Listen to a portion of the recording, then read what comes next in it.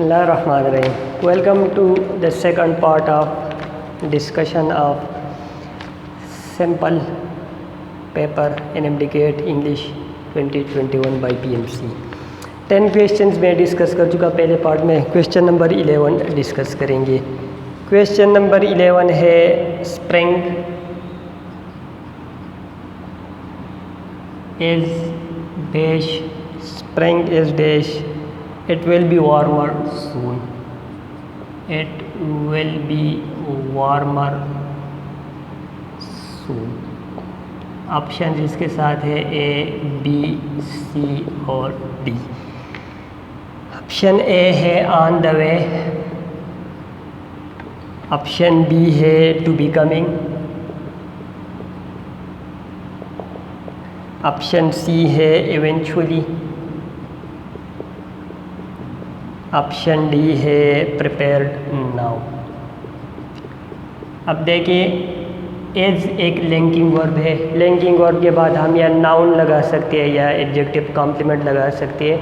मतलब कॉम्प्लीमेंट या नाउन होगा एडजेक्टिव होगा, या हम प्रीपोजिशनल फ्रेज लगा सकते हैं जो एडजेक्टिव फंक्शन परफॉर्म करेगा. लेट सपोज हम एक होगी he is in the room. In the room एक प्रीपोजिशनल फ्रेज है जो ही को कॉम्प्लीमेंट कर रहा है. तो यहाँ पर ऑन द वे एक प्रीपोजिशनल फ्रेज है जो कॉम्प्लीमेंट फंक्शन परफॉर्म कर सकता है, कॉम्प्लीमेंट पोजीशन पे आ सकता है. टू बिकमिंग कॉम्प्लीमेंट पोजीशन पे नहीं आ सकता. इवेंचुअली एडवर्ब है ये भी नहीं आ सकता. प्रिपेयर्ड नाउ आ सकता है, लेकिन बेस्ट ऑप्शन ऑन द वे और प्रिपेयर्ड नाउ में ऑन द वे ही है कि फ्यूचर आने वाला है. प्रिपेयर्ड नाउ मीन्स कि ये ऑलरेडी प्रिपेयर्ड है, एक्शन कंप्लीट है. यहाँ पर हमें इंडिकेटर मिला है कि वार्मर सून, फ्यूचर में ये जो प्रोसेस है ये कंप्लीट होगा, तो इसके लिए हम ऑन द वे यूज़ करते हैं. प्रिपेयर्ड नाउन करेक्ट नहीं हो सकता. यहाँ पर appropriate answer on the way ही है. नेक्स्ट क्वेश्चन डिस्कस करेंगे. Question number 12. क्वेश्चन नंबर 12 है a lot of houses dash collapsed due to the storm. A lot of houses dash collapsed due to the storm. इसके साथ 4 option है ए, B, सी और D. Option number ए है hedge, option number B है are, option number C है have और option number D है वर. अब देखिए कोलैप्स्ड एक वर्ब है. ये वर्ब हम पैसिव वॉइस में नहीं यूज़ कर सकते. अगर हम वर और आर लिखेंगे तो ये पैसिव वॉइस कंस्ट्रक्शन हो जाएंगे, इसलिए दोनों ऑप्शंस तो करेक्ट नहीं आ सकती. एक चीज़ खुद कोलैप्स होता है, उसी कोई और कोलैप्स नहीं करता. अब हैज़ और हैव में अ लॉट ऑफ हाउसेज, इसमें जो कीवर्ड है वो हाउसेज है. अ लॉट ऑफ उसको डिटरमिन कर रहा है, उसको मॉडिफाई कर एडजेक्टिव फंक्शन परफॉर्म कर रहा है, क्वांटिफायर है, तो हैज़ नहीं हो सकता. हाउसेज प्लूरल है इसलिए हैव ही आएगा. A lot of houses have collapsed. Question number 13 discuss करेंगे. क्वेश्चन नंबर 13 है the children as well as their mother. The children as well as their mother. The children as well as their mother dash missing after the floods. Dash missing after the floods. After the floods है तो ये हमें एक past indicator दे रहा है. Past indicator mean हमने past form ही select करना है, सेकंड फॉर्म ही सेलेक्ट करना है. तो अब देखते हैं फास्ट सेकंड फॉर्म्स कितने ऑप्शन में. एज तो प्रेजेंट है, ये नहीं हो सकता. आर भी प्रेजेंट है, ये भी नहीं हो सकता.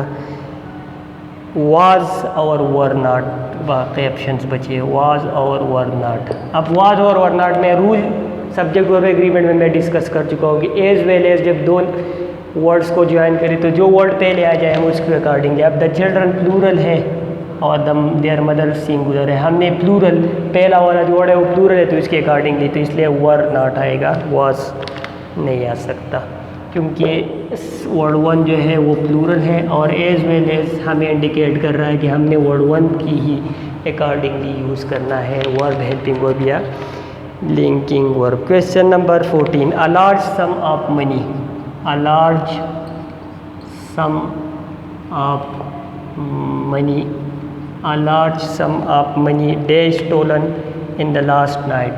Dash stolen in the last night. दोबारा हमें पास्ट इंडिकेटर है तो इसका मतलब हमने फास्ट फॉर्म ही देखना है. In the last night bank rubbery.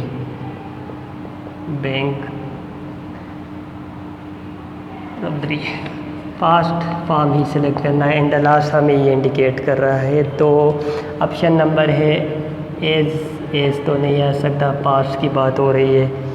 Option number B है आर बी नहीं, पास्ट की बात हो रही है. ऑप्शन नंबर सी है वाज. ऑप्शन नंबर डी है वर. अब या सिंगुलर सेलेक्ट करने हैं प्लूरल. तो a large sum of money है. अ लार्ज सम तो इसको क्वांटिफाई कर रहा है, तो मनी सिंगुलर है इसलिए इसके साथ वाज आएगा, वर नहीं आ सकता. A large sum of money was stolen, were stolen नहीं आएगा. Question number 15. I bought dash new TV set yesterday. I bought dash new set yesterday. Article use है. इस तरह मैंने ओरिएंटेशन में बताया था कि आर्टिकल्स की भी क्वेश्चंस आ सकते हैं. 1 to 2 क्वेश्चंस आर्टिकल की एक्सपेक्टेड है. इंडेफिनिट आर्टिकल आ पहला ऑप्शन है, एंड सेकंड ऑप्शन है, द थर्ड ऑप्शन है, और ज़ीरो या नो आर्टिकल लास्ट ऑप्शन है. अब देखिए यहाँ पर सेट नाउन है. बट न्यू यहाँ पर टीवी भी है. TV new TV set. अब सेट मेजर नाउन है, टीवी इसको मॉडिफाई कर रहे हैं. सेट एक क्वांटिबल नाउन है, हम इसको क्वांटिफाई कर सकते हैं.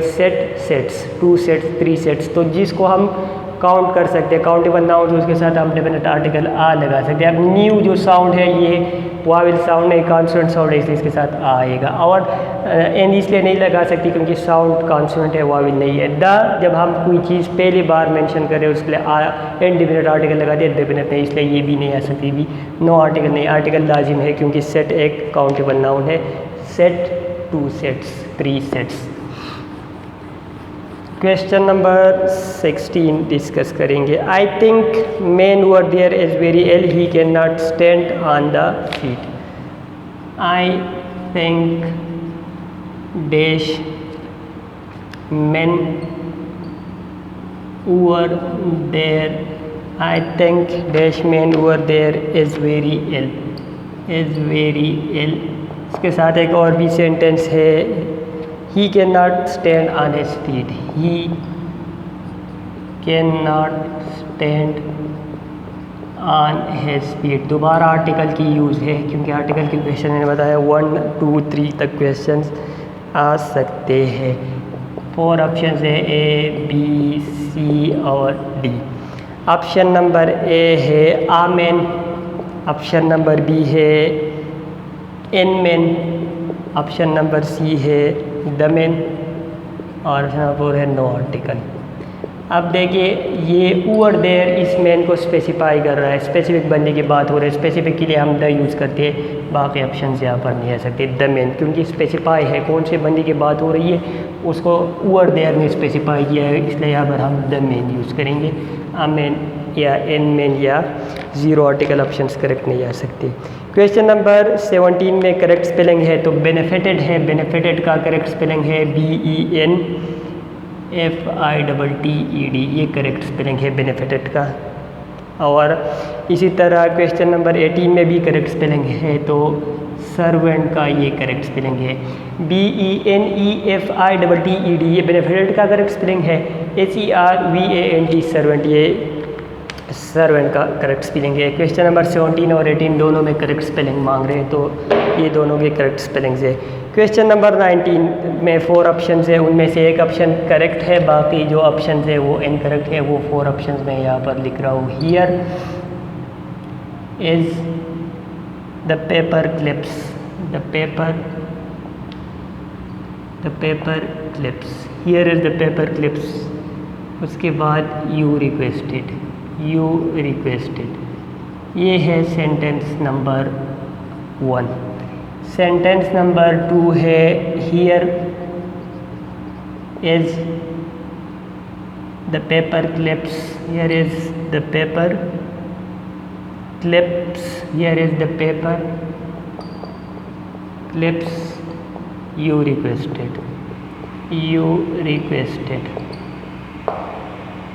here is the paper clips you requested, option B है here is the paper clips you requested, option number C है here are the paper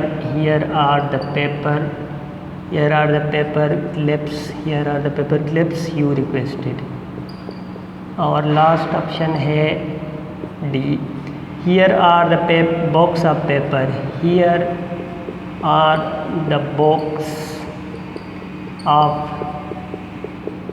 paper you requested.